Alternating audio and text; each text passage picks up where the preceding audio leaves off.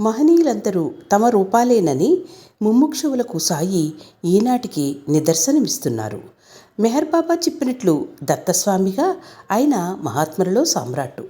వారిని ప్రార్థిస్తే ఏ మహాత్ముల ఆశీస్సులైనా భక్తులకు లభిస్తాయి. దానికి ఒక ఉదాహరణ అహ్మద్ నగర్ దగ్గర బోడెగాంలో మర్నుమాయి అను దిగంబరి అయిన ముస్లిం యోగిని ఉండేవారు. నిండు యవ్వనంలోనే ఆమె దిగంబరిగా సంచరిస్తుంటే లోకులామెను పిచ్చిదనుకునేవారు.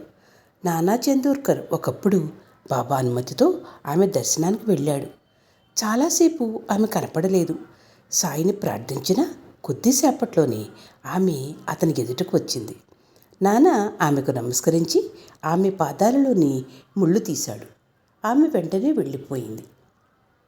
ఆమె స్నానం చేసి తాను స్వీకరించిన వస్త్రాలు ఆభరణాలు ధరించి తన గుడారంలో నైవేద్యం స్వీకరించాలని నాన్న మరల బాబాను ప్రార్థించాడు.